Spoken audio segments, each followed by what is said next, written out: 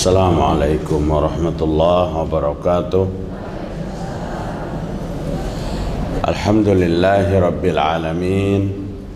Wabihi nasta'in ala umurid dunya waddin. Ashhadu an la ilaha illallah al-malikul haqqul mubin. Wa ashhadu anna muhammadan abduhu wa rasuluh as-sadiqul wa'dil amin. Ya ayyuhalladzina amanu taqullaha haqqa tuqatih wa la tamutunna illa wa antum muslimun. Ya ayyuhan nasu taqu rabbakumul ladzi khalaqakum min nafsin wahidah wa khalaqa minha zawjaha wa batha minhuma rijalan katsiran wa nisaa'a wattaqullaha alladzi tasaaluna bihi wal arham innallaha kana 'alaikum raqiba. Fa inna asdaqal hadithi kitabullah wa khairal huda huda Muhammad sallallahu alaihi wasallam wa syarrul umuri muhdatsatuha wa kullu muhdatsatin bid'ah wa kullu bid'atin dhalalah wa kullu dhalalatin finnar. Mari kita bersyukur kepada Allah. Pagi ini hari Selasa 7 Zulkaidah dan 7 Juni, iyalah 7 Zulkaidah 7 Juni 1443 2002. Kita sehatul afiat dapat berkumpul bersama pada kajian rutin 4 hari berturut-turut. Hari Senin pagi, Selasa pagi, Arba pagi dan Kamis pagi. Terima kasih ulun lawan pian doa sabarataan sehatul afiat serombongan datang ke tanah air, sekalipun jika kami di PCR buliknya tuh mungkin bisa positif serombongan sama, karena kadang-kadang kada batuk weh, dan itu mulai bahari orang boleh haji boleh umrah tuh batuk, kada batuk seberataan. Ternyata ulun sampai ke Banjar, di Banjar pun pernah batukan juga. Nah, jadi anggap itu biasa. Ujar Nabi sallallahu alaihi wasallam, tidak ada seorang hamba Allah itu yang diuji dengan penyakit sekalipun tajajak duri tapi sabar, maka berguguranlah dosa dan kesalahan. Kita berhusnuzon kepada Allah. Allah berikan sakit ini karena Allah ingin membersihkan dosa-dosa kita. Sebelum kajian ulun mulai, ulun diamanahi hendak membacakan pengumuman sedikit. Assalamualaikum warahmatullahi wabarakatuh. Semoga Allah merahmati kita semua. Alhamdulillah atas izin Allah Musalla Al-Muhajirin bekerja sama dengan Rumah Sakit Bayangkara Banjarmasin bulan Juni 2022 ini akan melaksanakan hitanan gratis massal dengan kuota 100 anak yatim dan duafa. Mohon dukungan bantuan baik tenaga moral maupun material. Adapun dana yang diperlukan sebesar 20 juta digunakan untuk keperluan anak dan yang dihitan berupa bingkisan uang saku serta biaya operasional lainnya. Untuk menunjang kegiatan tersebut, semoga menjadi amal jariah dan ladang pahala bagi kita semua. Demi terselenggaranya kegiatan hitanan massal ini, dibuka infak donasi melalui rekening BSI atas nama Musalla Muhajirin dengan nomor rekening 7174301519. Konfirmasi donasi kepada Wahman Nor 081351 094757, dan Ibu Nur Laila Purnama 085245105240. Jazakumullah khair. Wassalamualaikum warahmatullahi wabarakatuh. Sunatan massal kerjasama Muhajirin Musalla di Jalan Pangeran dengan Rumah Sakit Bayangkara. Ganal banar bu pahalanya sunatan massal ini. Karena apa? Sunat itu bagi laki-laki wajib melaksanakan satu kewajiban Allah Ta'ala. Kemudian pada kesempatan kajian ini ulun ingin sampaikan sebuah hadis Rasulullah Sallallahu Alaihi Wasallam. Diriwayatkan Imam Tabrani, Nabi Muhammad SAW bersabda dari Abdullah bin Abbas, arba'atun man u'tiyahunna faqad u'tiya khairan katsira. Ujar Nabi, ada 4 macam jika Allah berikan kepada setiap manusia, berarti Allah telah memberikan kebaikan dunia akhirat. 4 macam ini maksudnya perbuatan. Ada 4 amal yang apabila Allah berikan petunjuk, kita kawa ma'amalakan nang 4 amal itu, berarti Allah telah memberikan kebaikan dunia dan akhirat. Apa aja yang 4 macam itu? Lisanan zakiran, yang pertama, lidah yang selalu berzikir.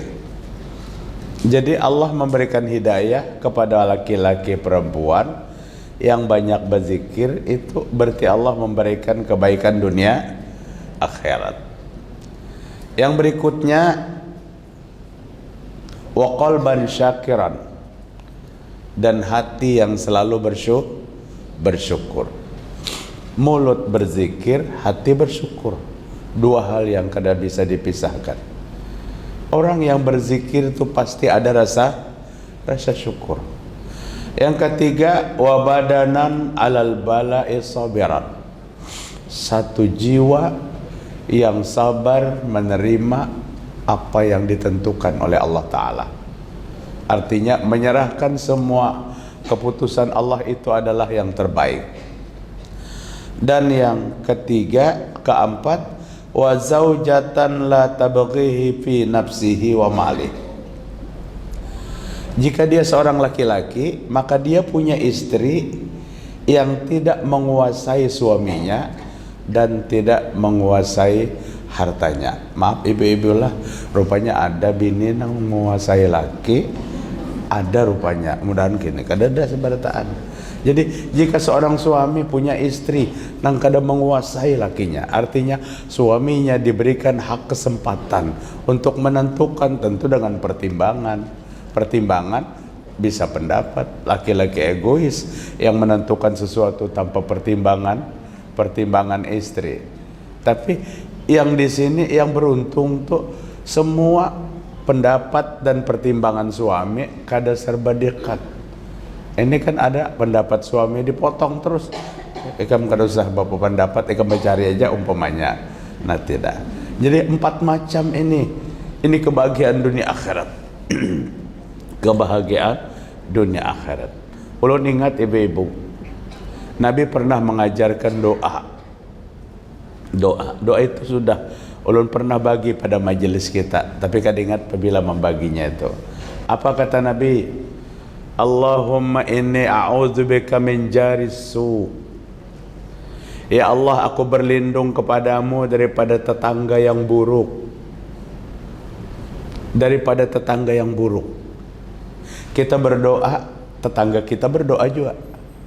Tetangga kita berdoa, artinya kita tidak mau memiliki tetangga yang buruk. Orang lain pun tidak mau memiliki tetangga yang buruk. Nabi menganjurkan apabila kita hendak membangun sebuah rumah, apa yang dilihati dulu? Tetangganya. Siapa tetangganya? Kada sedikit rumah mewah, tempat tinggal bertahun-tahun dijual dengan harga murah, pindah ke tempat yang lain. Alasannya kenapa Bu? Jadi dijual, tetangganya sedih banget di sana. Jadi Allahumma inni a'udzubika min dzaris su. Ya Allah, aku berlindung kepadamu daripada tetangga yang buruk. Wa min zaujin. Nah, sesuai dengan hadis yang kita baca. Tusayyibuni alal masjid.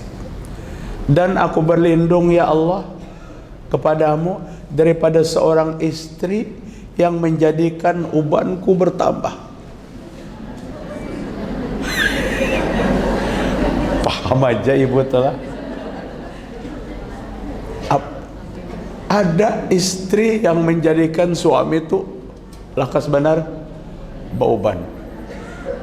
Tapi ulun kada memadahkan pian, umpama laki pian bauban memang umur bisa.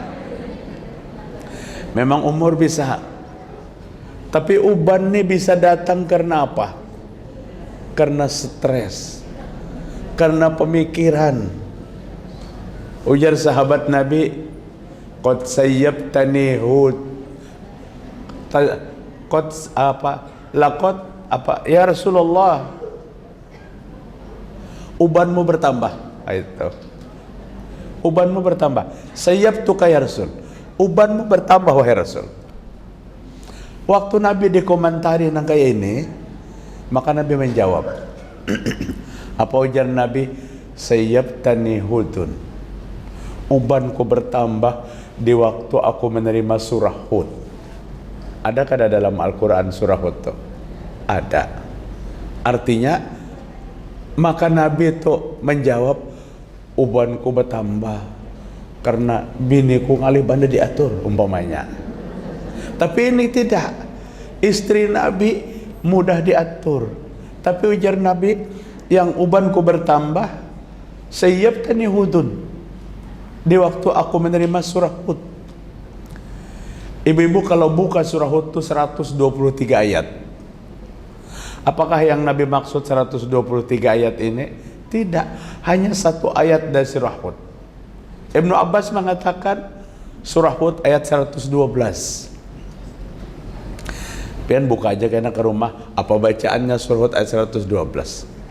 Sehingga Nabi itu bertambah uban sidin. Ulun bacakan ayatnya. Kalau kita kadang memahami ayat ini, kenapa Nabi jadi bauban? Fastaqim kama umirta wa man taba ma'ak wa la tatghaw innahu bima ta'maluna basir. Kalau ibu Al-Quran kita bahari nang ganal tuh, ayatnya sebaris saja. Sebaris saja. Fastaqim kama umirta, wahai Muhammad, istiqomahlah, teguhlah pendirianmu dalam Islam sebagaimana apa yang kuperintahkan. Wa man taba ma'aka, ajak orang yang taubat bersamamu untuk istiqomah memegang teguh Islam. Ulama tafsir, siapa orang yang taubat bersama Nabi itu? Kata ulama tafsir, pertama sahabat Nabi, yang kedua orang yang beriman kepada Nabi. Kita sahabat Nabi lah?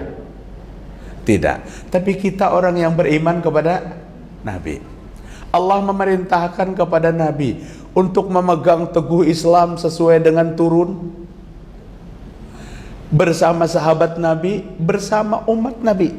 Artinya kita. Wala tatghaw, jangan berlebih-lebihan dalam agama itu. Innahu bima ta'maluna basir. Allah Maha menatap dengan apa yang kamu lakukan. Kata para ulama, yang membuat Nabi bauban itu apa? Allah meminta kepada umat Nabi Muhammad sampai hari kiamat, peganglah Islam sesuai dengan datangnya dahulu. Ini yang jadi pikiran Nabi. Mungkin aja Nabi berpikir, kayak apa umatku di Banjarmasin 2022,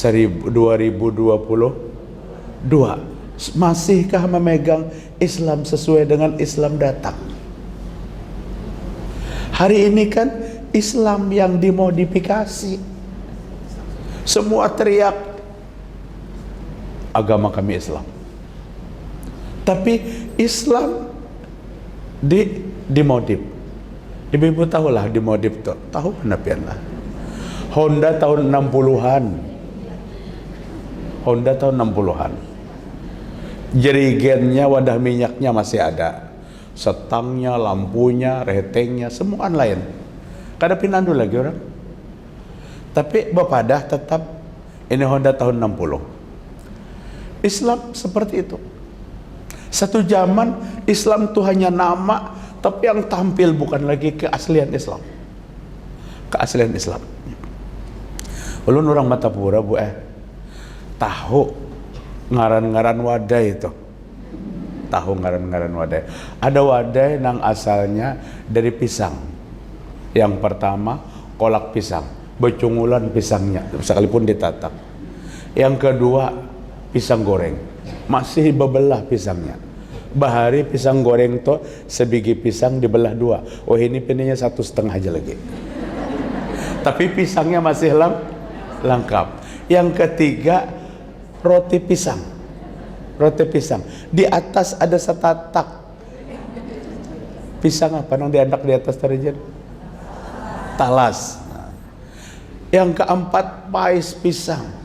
Lengkap pisangnya ada. Yang kelima gumpal pisang. Ngarannya gendang ramas. Gendang ramas. Gumpal pisang nangarannya gendang ramas nek, pisangnya tuh kada ada warnanya lagi. Pisang dikacak lawan tepung. Ngarannya pun sudah berubah. Kalau jalabia ada pisangnya masih. Nangaran gendang ramas nek pisangnya dikacak. Ulun membayangkan Islam tuh kayak gendang ramas. Islam tuh dia mak-mak hari ini. Nah ini yang menjadikan Nabi itu bauban. Nabi khawatir sampai hari kiamat apakah orang masih memegang teguh agama dengan sempurna.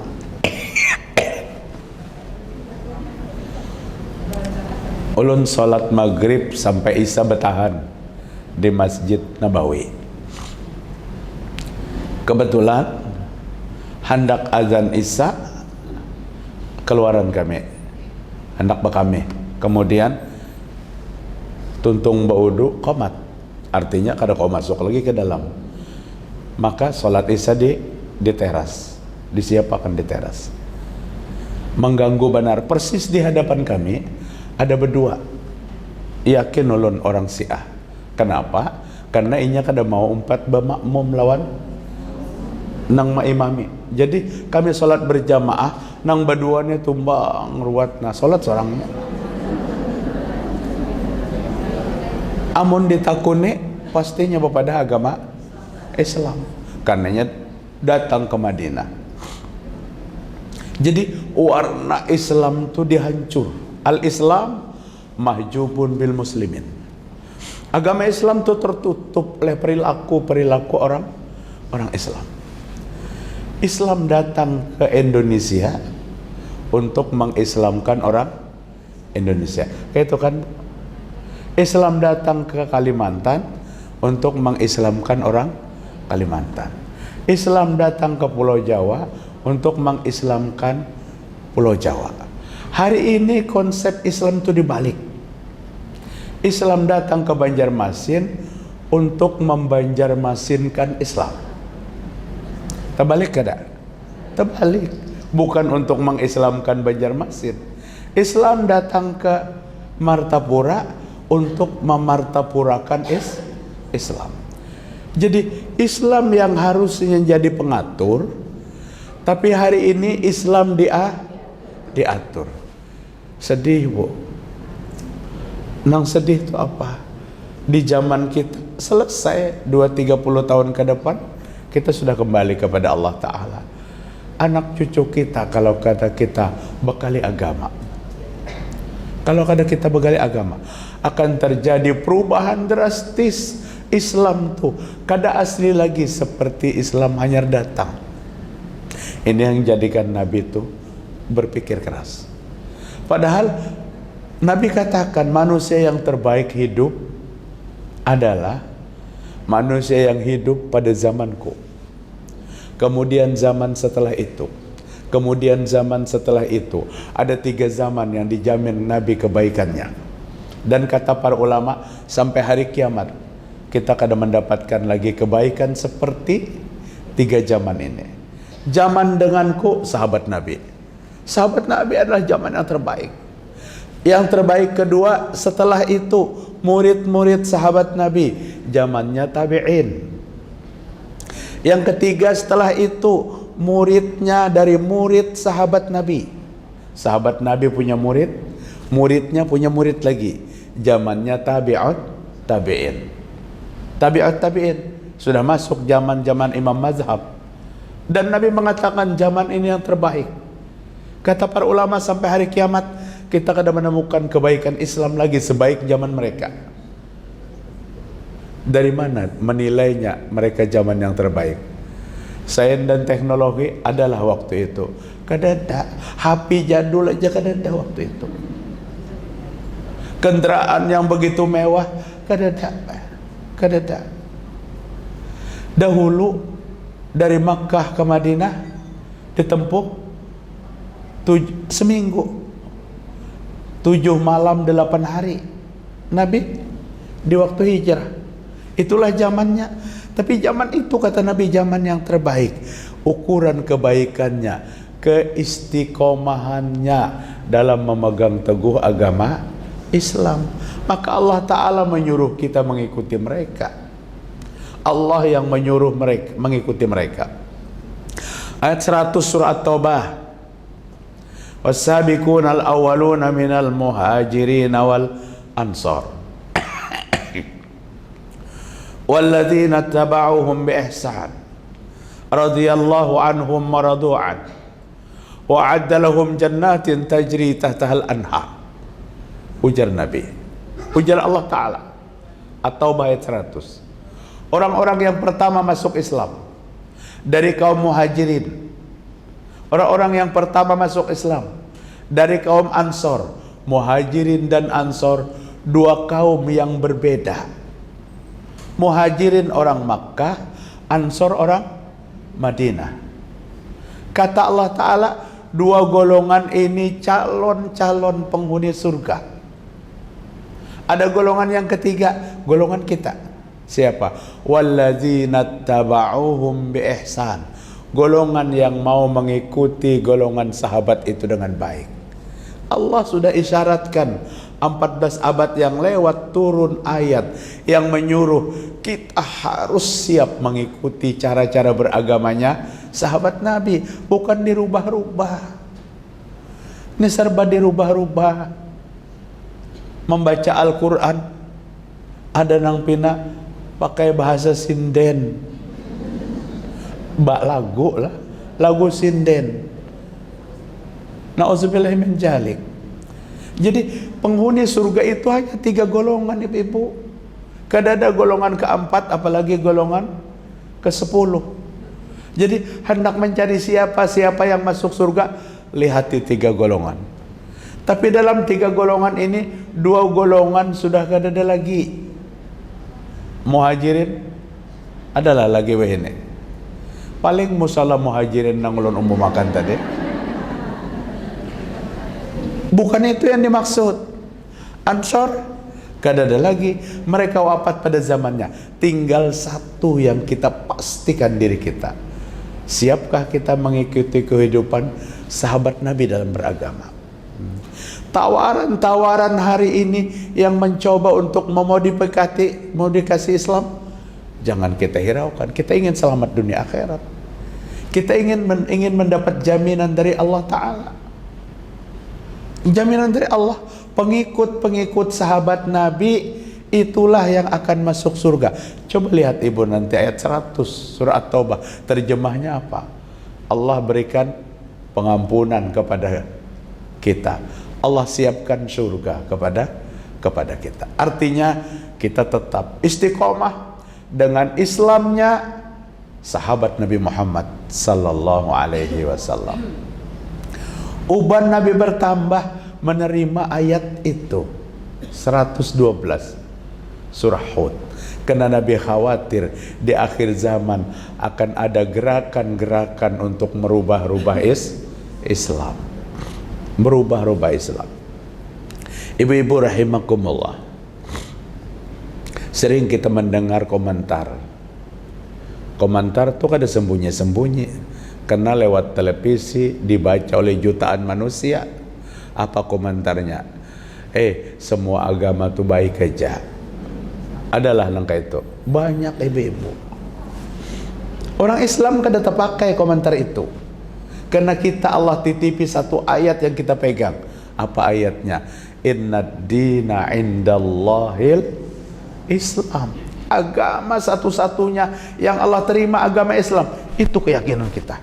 Itu yang kita buat bujur-bujur dalam lubuk hati kita. Tapi nang berucap itu ulama, datunya ulama kan nang berucap itu. Jangan diompati. Kalau mengatakan semua agama baik, artinya bolehlah kita pindah agama sehari itu 5 kali. Berapa gerang agama di Indonesia nih yang resmi? Islam, Katolik, Protes, Hindu, Buddha, apa lagi? Konghucu diresmikan sejak zaman Gus Dur. Konghucu. Berarti berapa? 6 agama resmi di Indonesia. Tapi bagi kita satu-satunya adalah ibu-ibu ingat nih kajian. Ini forum kajian. Dan ini akan disiarkan. Karena apa? Ada rekaman bagi kita. Artinya kajian kita tidak mengintimidasi, tidak menghina, tidak mencaci keyakinan orang lain, tapi ulun ajak pian seberataan untuk memegang teguh satu ayat Allah Ta'ala. Sesungguhnya agama satu-satunya yang diterima Allah adalah agama Islam. Agama Islam. Saking orang tu rasa tolerannya, ada yang bangga. Aku punya anak wanita 3 katanya. Alhamdulillah dikawin oleh laki-laki yang berbeda-beda agamanya. Bangga sidin. Mintuhannya, bininya Islam, lakinya beda-beda agamanya. Dalam Islam yang kayak ini apa? Zina, ibu-ibu. Pernikahan beda agama itu kada diterima di dalam akidah kita. Berkumpul suami istri, hukumnya zina. Anak yang lahir dari perzinahan menurut hukum Islam. Tapi karena pernikahannya dicatat di catatan sipil, maka sah menurut aturan di negeri kita. Itu tidak akan terjadi apabila kita kuatkan diri kita memegang teguh Islam. Jangan longgar sedikit pun. Gali Islam dari sumber-sumber yang hak. Karena tidak sedikit hari ini orang yang mengatasnamakan Islam, padahal bukan sumbernya dari Islam. Bahkan ibu-ibu, tidak sedikit orang yang melakukan kemaksiatan atas nama Islam. Yang dilakukannya apa? Kemaksiatan. Tapi dia berkata, ini sumbernya daripada Islam. Na'udzubillah min jahlik. Makanya Umar bin Khattab radhiyallahu anhu berkata, Al-Islam mahjubun bil muslimin. Islam itu tertutup oleh kriteria umat Islam sendiri. Kadang-kadang apa yang dia perbuat baik dia sadari atau tidak. Ulun berkisah sekelumit perjalanan kami khawatir di waktu umrah itu kada dapat zam-zam, karena banyak penerbangan yang kada dapat jam-jam, tapi akhirnya dapat kami jam-jam. Jadi ulun suruhkan jamaah berataan isi tank 5 liter, sepalih dibuat di dalam kopor, sepalih ditenteng. Termasuk ulun 4 nenteng juga. Ulun 4 nenteng juga. Cucu ulun 4 ditentengnya juga. Sampai ke Madinah, sopan perilakunya. Supaya jangan terganggu penerbangan, maka ditinggal. Kesal bangsa sementara, karena mencari jam-jamnya itu malam-malam. Ditinggal 5 liter, 1 liter, 2 liter ditinggalnya. Tapi di Madinah ini sopan caranya tuh. Sopan caranya. Alhamdulillah nang digendong oleh cucu ulun 5 liter tuh selamat. Masuk pesawat kami dari Madinah menuju ke Doha, Qatar, karena kami transit pesawat Qatar. Sampai di Qatar, pemeriksaan lagi. Kutub-kutubnya nang selamatnya kutub-kutub pulang. Tapi apa ibu-ibu yang membuat hati kami sedikit jengkel, bahkan ada di antara jamaah yang menangis melihat petugas jam-jam air yang mulia itu sudah kada boleh, kemudian dilemparkannya ke sampah lagi. Nah, pasti pian geleng-geleng. Ada jamaah yang sampai menangis melihat. Hati kecil, Islamkah kadakah anak? Umpama ditangati baik-baik, ya sudah, kami sudah berpengalaman di Madinah ditinggal. Baik-baik aja. Ini 5 litaran blok dibotakannya Kak sampah. Nah, tapi alhamdulillah sesuatu itu diuji dengan kesabaran. Artinya dapat aja 5 liter. 5 liter. Jadi kadang-kadang perilaku dalam Islam itu menggambarkan kayak orang yang bukan Islam. Tidak lagi menghormati jam-jam ibu-ibu, jam-jam air yang nanti ada di surga, yang Nabi katakan ma'u zamzama lima syuribalahu. Air zam-zam itu Allah berikan keberkahan bagi yang meminumnya dengan niat yang meminum. Meminumnya nih niatnya apa? Allah akan berikan satu-satunya banyu di muka bumi ini. Nang meminumnya berpahala dan bisa Allah berikan, kabulkan hajat niat peminum. Hanya zam-zam. Dan zam-zam kada mau kembung sebanyak apapun. Kenyang kada mau kembung, minum banyu putih kita 10 kali bekami malam. Nah, sebelumnya minum banyak.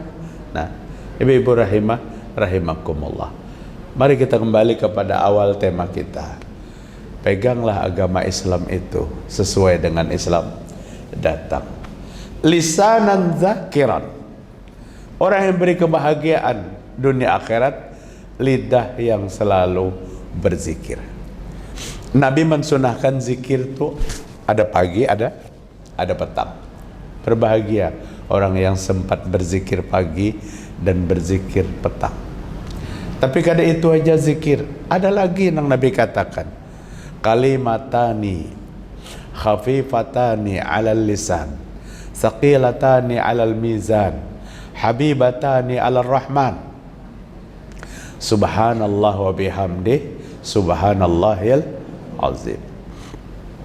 Ada 2 kalimat kata Nabi yang ringan benar bacaannya, tapi timbangan kebaikannya berat.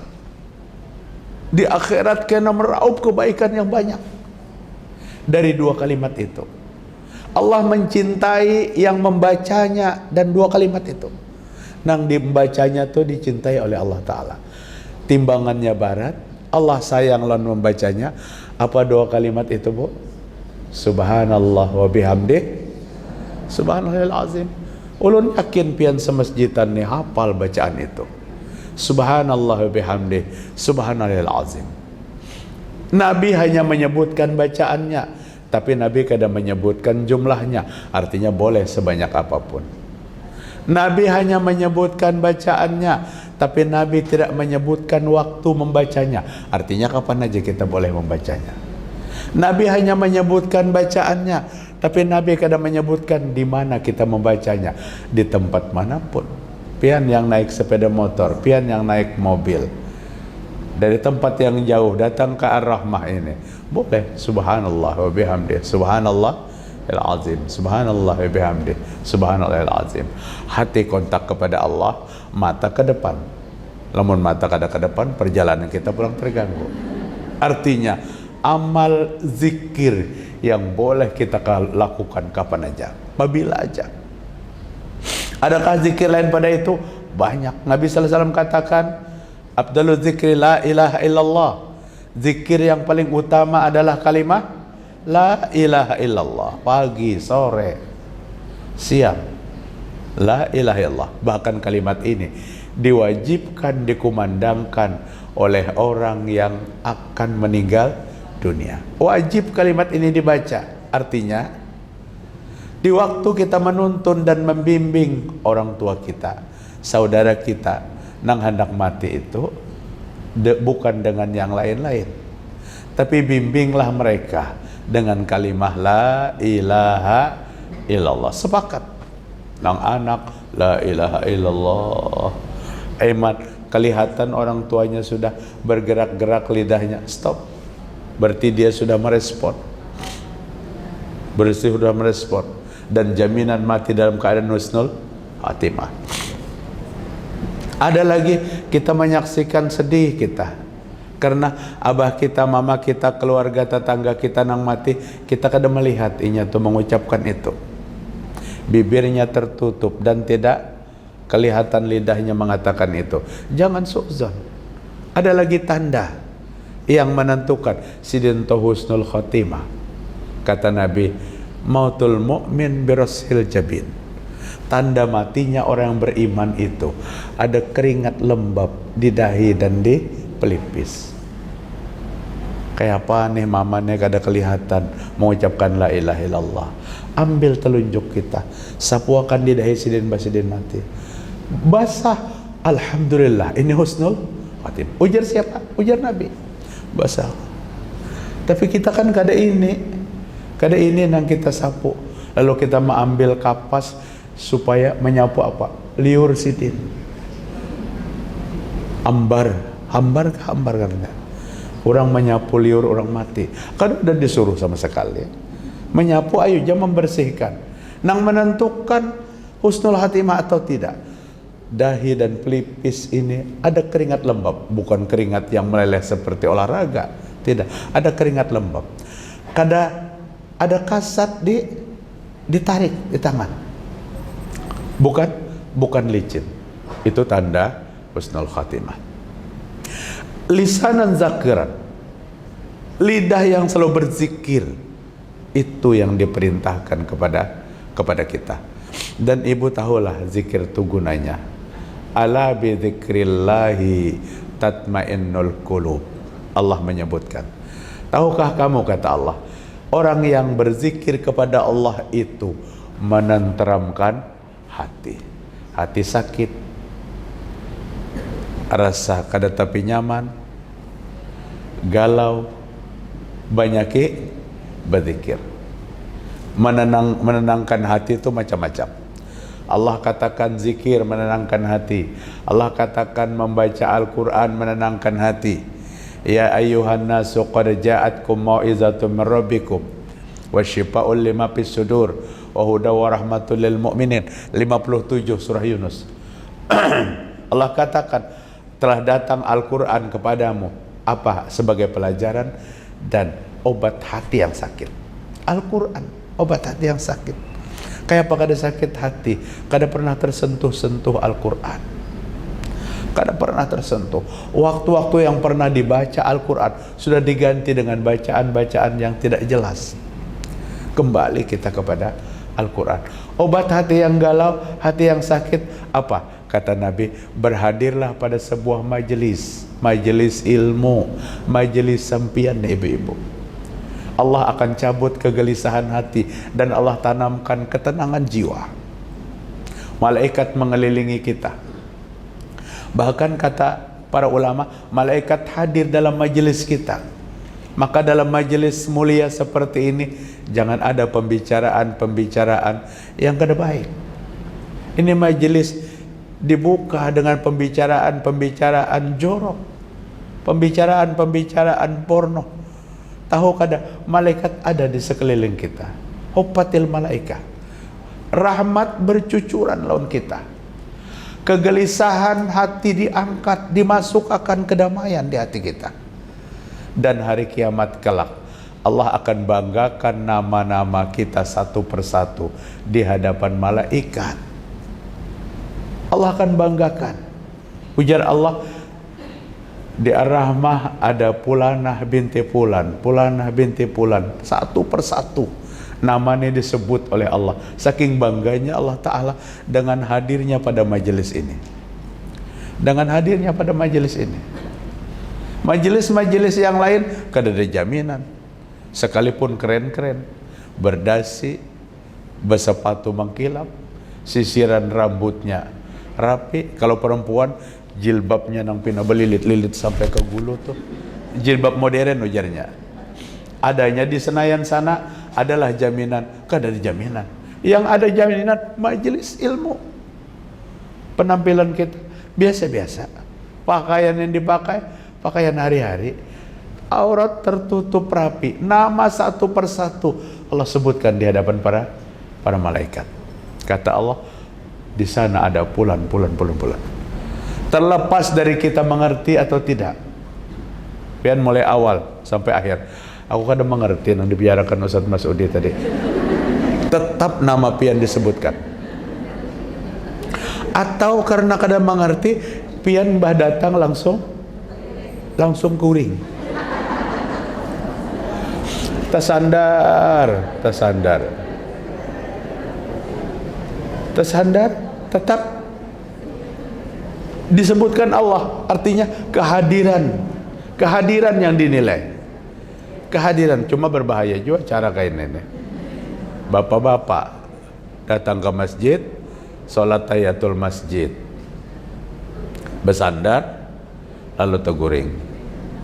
Tuntung khutbah, orang berdirian, sholat. Sini gak ada tahu-tahu. Dibangunakan lena diga, sholat Jumat, abut sidin. Kenapa? Kan maka kada khutbah hari ini di situ.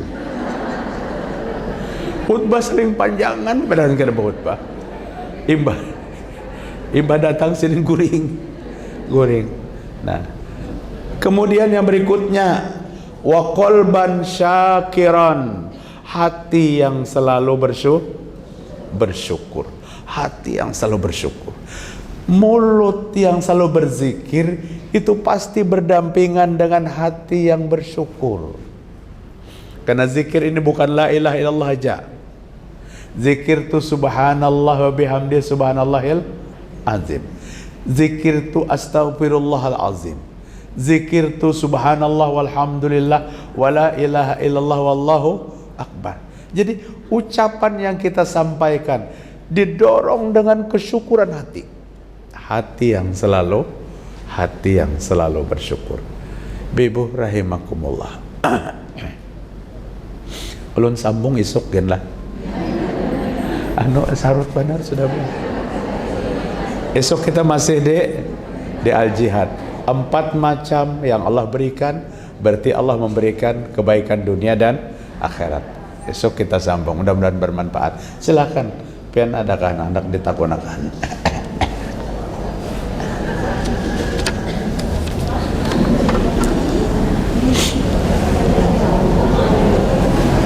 Silakan. Adakah Ibu Jannah? Biasanya Ibu Jannah nang manu akan makna.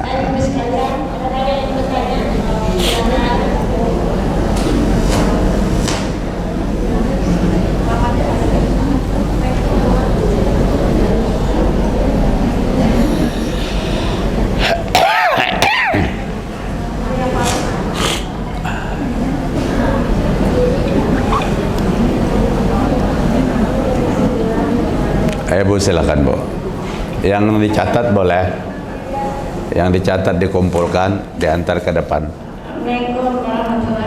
Assalamualaikum warahmatullahi wabarakatuh. Apa tadi? Kalau undang tuh rancang bertalang, Ustazlah, tapi janji kada tepat, Ustazlah. Nah, seorang tuh menolongi lalu rasa oleh rakyat itu nggak Ustazlah. Nah, tapi namanya lagi garing, nah jadi kita tolongi aja dengan yang ditolongi aja gitu lah. Garingnya nyampe. Nah, seorang tuh ada Jepang cuman pas-pasan juga kesannya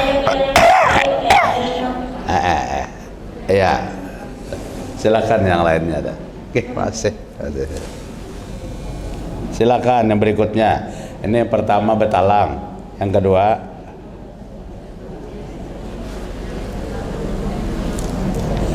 Bismillah.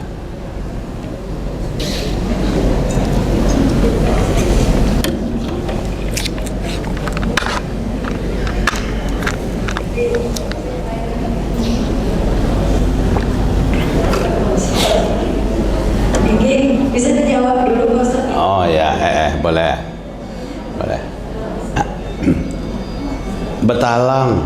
Betalang ini berhutang kalau lah. Karena bacaannya talangi pangjarnya kan. Talangi. Dalam kondisi apa? Kada mampu. Jadi minta talangi itu kada mampu. Tapi menyanyati jasidin.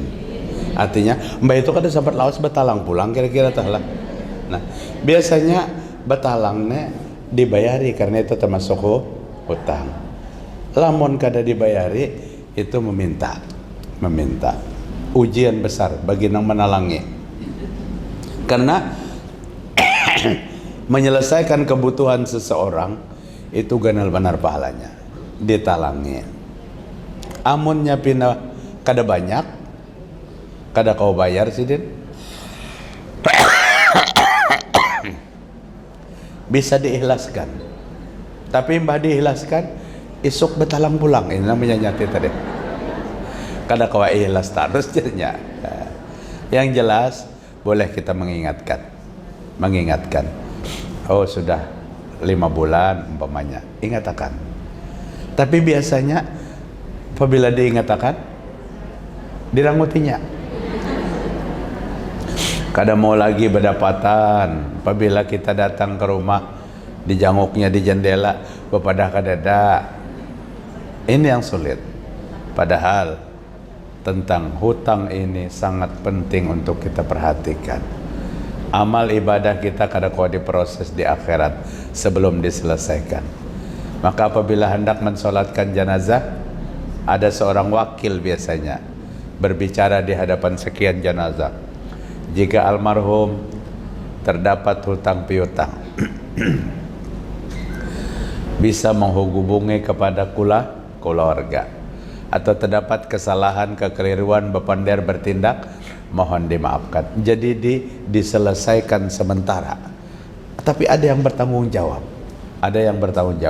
Biasanya yang bertanggung jawab adalah anaknya atau suaminya atau istrinya. Kenapa? Karena kita menyadari apabila kita masih terkait hutang piutang, proses di akhirat nanti sulit. Tapi ganal benar pahalanya nang menghutang itu sudah memantau cagar kada kau bayar jua. Diikhlaskan atau mengikhlaskan ke ini aja. Apabila inya kada kau bayar sampai mati, ku ikhlaskan. Tapi apabilanya kau membayari, ku tarik. Ini ikhlas gantung artinya. Ikhlas gantung. Aja apabila sampai mati sidin kada kau bayar, ku ikhlaskan. Tapi apabila sidin masih hidup, karena membayari, ya ku tarik. Nah, ada keikhlasan yang digantung. Sama mintu jua. Babinian to suami ada talak gantung. Apabila ikam mengulangi lagi perbuatan ikam, maka aku nyatakan jatuh talak. Waktu itu kada jatuh lagi. Ada pelanggaran bini. Ujar laki, apabila terulang lagi jatuh talak. Kada jatuh waktu itu. Sebulan, 2 bulan, setahun berbulik pulang. Maka waktu itu jatuhlah talak. Jadi hati-hati ucapan-ucapan yang kayak itu. Adakah lagi ibu-ibu, silakan. Ya, saya mic-nya adalah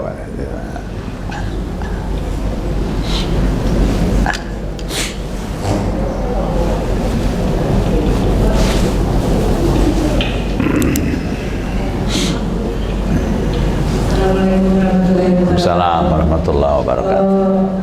Selama ini kita tahunya Pak Ustaz, hutang itu berhubungan dengan benda, misalnya uang apa. Sementara ada hutang janji. Itu gimana hukumnya Pak Ustaz? Iya, bagus pertanyaannya nih. Hutang janji. Ada sebuah ungkapan dalam kitab Mahfuzat, al-wa'du dainun. Janji itu adalah hutang. Janji itu biasanya diucapkan apabila kita butuh simpati, apabila kita hendak didukung, apabila kita hendak didukung, minta simpati, maka janji diumbar. Bukan pejabat saja. Seorang laki-laki mendekati wanita yang dipersuntingnya, akhirnya menjadi istrinya. Tapi di waktu mendekati, kemudian apabila kita menikah, aku bawa umrah umpat lan Masudi. Ibu-ibu kada sponsor, kadang ini kisah aja kan. Sidin non Usatrija Agustus tulakan jarnya pada. Ayo jajar nabi nikah kita. Nah, maka janji ini adalah hutang. Janji hutang. Para ulama menyebutkan berjanjilah kita sekira kita mampu melaksanakan janji itu. Jangan mengumbar janji setinggi langit. Wa aufu bil ahdi innal ahda kana mas'ula. Tunaikan janji itu karena janji itu akan dipertanggungjawabkan. Hutang benda, hutang duit masih mungkin terbayar. Tapi hutang janji banyak benar yang gak terbayar. Hutang janji ada yang gak terbayar, separuh aja yang terbayar. Ini akan akan dipertanggungjawabkan di hadapan Allah Subhanahu wa taala. Maka Allah memberikan apabila kita berjanji itu, Allah memberikan satu ungkapan, satu perkataan yang melepaskan kita dari perangkap perjanjian. Apa ucapannya? Apabila kita berjanji, maka ucapkan insya Allah. Insya Allah. Tapi karena nang mengucapkan insya Allah nih rancak mah langgar janji, jangan sekop insya Allah jarnya. Padahal insya Allah itu puncak perjanjian sudah. Tapi karena rancak melanggar nih, insya Allah lepas pulang. Insya Allah lepas pulang. Padahal insya Allah itu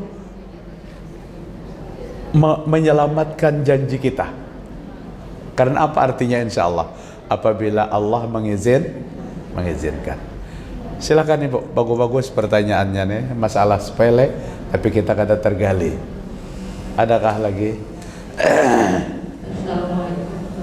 Waalaikumsalam warahmatullahi wabarakatuh. Menyambung pertanyaan Ibu yang pertama tadi Pak Ustaz. Tadi kan ternyata yang berhutang itu tidak sama kita saja dan yang lain juga, kan? Nah, setelah berjalannya waktu, ternyata yang hutang itu lebih memprioritaskan menyelesaikan dengan cara lain. Selalu kalau misalnya kita tuh bilangnya saya menyelesaikan dengan ini dulu ya, selesaikan ini dulu, bereskan dengan yang lain dulu, dengan kita tuh sudah dan kita melihatnya, sedangkan dia juga hidupnya tuh sudah bagus aja gitu aja, tapi untuk penyelesaian kita tuh selalu dituntut dengan alasan menyelesaikan dengan cara lain dulu. Karena jadi kan kita ada sedikit ya kalian ya gitu kan. Iya. Iya, banyak kejadian kayak ini Bu. Nang ditakonakan banyak. Bujur-bujur nih masalah lingkungan dan rumah tangga. Karena inya berhutang banyak ke sini. Bahkan kadang-kadang berhutangnya itu terperangkap kepada rentenir. Yang anak jadi mama jadi jadi cucu. Duitnya sedikit yang dipinjam. Karena lama kada dibayar, maka berlipat-lipat. Satu yang kita perlu pegang prinsip, usahakan untuk tidak berhutang karena itu berat. Kecuali hal-hal yang serba mendesak. Nah, tapi jika seperti yang ditanyakan, di sini ada hutang, di sini ada hutang, di sini ada hutang. Pada saat kita tanyakan, Sidin berjual harta dan sidin ada duit. Kita datang yang mau hutangnya, sidin maaflah, ini membayarin yang di sini berdahulu. Seyogianya yang berhutang ini bijak. Kalau berhutang tuh 4 orang, bolehlah dibagi dulu sebagian kepada 4 orang. Jika yang mau hutang ini mengizinkan. Kadang-kadang yang mau hutang ini kadang mengizinkan juga. Jangan dicicil karena habis kayak itu aja. Hanya hendak purna kaya berhutang. Bujur juga. Mencicil sedikit habis. Jadi jika kita memaafkan tentu itu lebih baik. Memaafkan aja, bayari ke sana dulu. Tapi kadang-kadang ungkapan maaf ini keluar pada saat kita melihat, apabila bayar ke sana kada ada lagi nang cegar dibayarkannya. Kada ada lagi. Maka kita harus kompromi dengan yang menghutangi. Ini pelik Pak ibu-ibu masalah ini. Karena apa? Nang biasanya nang dimusuhi itu justru nang menghutangi. Nang dicelenginya nang menghutangi itu. Bersulisihan di pasar atau piragah kada boleh lihatan. Nah, jadi masalah hutang boleh dalam agama, tapi harus kita pertanggungjawabkan. Silakan, ada lagi kah yang terakhir?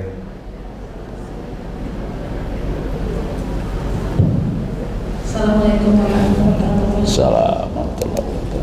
Lalu ini beberapa grup ada kiriman beberapa kawan tentang wisata religi. Di situ belum melihat beberapa ritual-ritual di makam-makam orang-orang yang dianggap ulama. Dan lebihnya lagi beberapa komen kanan kawan-kawan bahwa menghajatkan sesuatu dan begitu mengaturkan dan terkabul.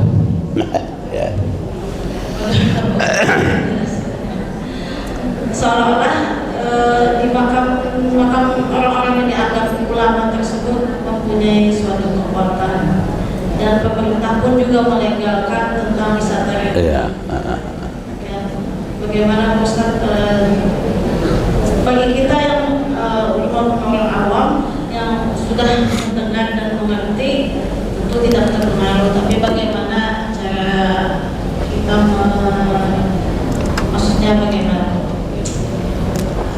Ada menyampaikan sesuatu yang walaupun satu kata cukup mengena semuanya begitu ya Ustaz. Iya, ini penyakit bangsa ibu. Karena hari ini hal-hal yang kayak ini dihidupkan kembali, bahkan didanai oleh pemerintah. Wisata religi, menpian ke Tahura, pian ke Pantai Tangkisong, kita melihat alam.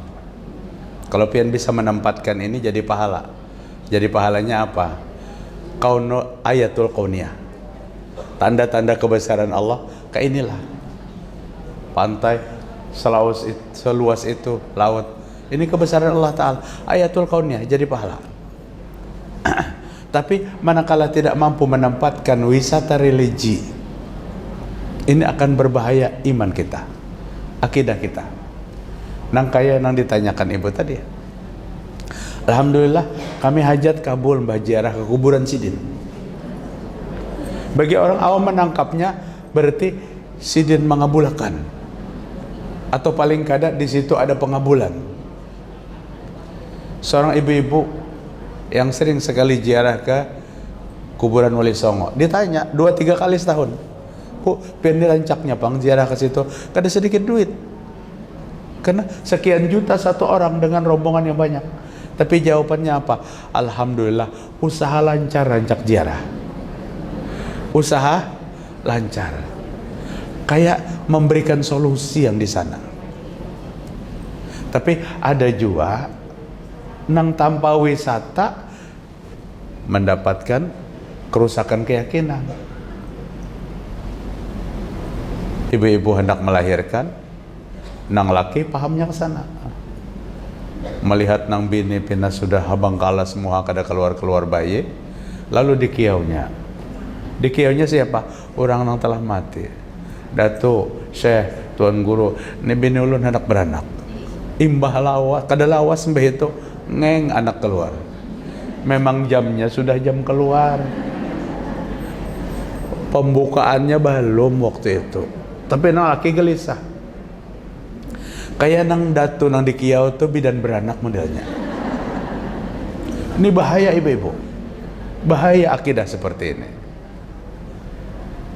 Ulun mengerti, wisata religi dihidupkan kembali untuk menambah apa? Menambah biaya dan dana untuk negara ini.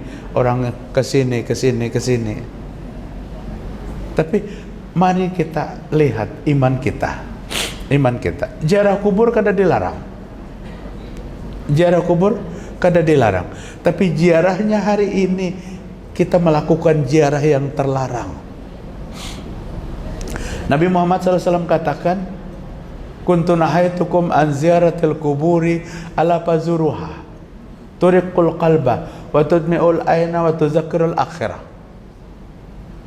Dahulu kami larang sahabat itu ziarah kubur. Kenapa Nabi jadi melarang sahabatnya ziarah kubur waktu Islam pertama bangkit? Karena kebiasaan sebelum Islam zaman jahiliyah, mereka senang ziarah ke kubur apabila ada problem. Orang jahiliyah tuh ada problem anak buah, rumah tangga, usaha, masyarakat, menyelesaikannya di kuburan. Di kiaunya yang ada di kubur tuh. Guru kami, syekh kami, bantu kami. Selesai, istidraj, dilanjur oleh Allah Ta'ala. Maka Nabi takutan kebiasaan jahiliyah ini ada pada sahabat yang baru masuk Islam. Ujar Nabi, aku larang sahabat jangan ziarah dulu ke kubur. Takutan cara terdahulu itu terimbas. Tapi setelah itu ala fazuruha, kemudian aku bolehkan ziarah ke kubur. Jika Nabi kada mencabut peraturannya, kada boleh kita sampai hari ini ziarah ke kubur. Tapi dicabut oleh Nabi, silahkan ziarah ke kubur. Di waktu Nabi menyuruh mensilahkan ziarah kubur, maka Nabi memberikan panduan 3. Apabila kalian ziarah kubur, perhatikan 3 macam tujuannya. Yang pertama, turiqul qalba, melembutkan hati yang keras. Apabila hati pina keras benar, menantang lawan Allah Ta'ala, rancaki ziarah ke kubur, ingatkan kepada kematian. Yang kedua, tujuannya wa tutmi'ul aina, menderaikan air mata. Utsman bin Affan, Ali bin Abi Thalib, apabila ziarah ke kubur selalu menangis. Menangisi nang dalam kubur kah? Tidak, mengingatkan bahwa apa yang kubawa setelah aku masuk kubur. Dan yang ketiga, wa tudzakirul akhirah, ziarah ke kubur mengingatkan kepada kematian. Adakah yang bisa berkata jika ziarah serombongan? Bapak-bapak yang hadir ziarah hari ini, kita pacangan nang ke ini seberataan, kada ada ucapan ini. Tapi yang ada, mereka meminta-minta kepada yang ada di dalam kubur. Apabila ini yang dilakukan, maka ini persis ziarahnya nang kaya ziarah zaman jauh. Nauzubillahi min dzalik. Silakan ziarah kubur, tapi ziarah yang betul-betul disyariatkan. Mungkin itu aja dulu Bu yang dapat ulun sampaikan. Mudah-mudahan bermanfaat. Mohon doa, mudahan lakas baik batuk mana. Obat pina berganti-ganti bang sudah. Obat berganti-ganti, sementara jadwal sudah mulai pagi, malam, siang, pagi, malam, siang. Mudah-mudahan bermanfaat, sehat berataan kita, dan mudah-mudahan Allah senantiasa memberikan hidayah sampai akhir hayat kita mampu mengucapkan la ilaha illallah, subhanakallahumma wa bihamdika asyhadu an la ilaha illa anta astaghfiruka wa atubu ilaik. Assalamualaikum warahmatullahi wabarakatuh.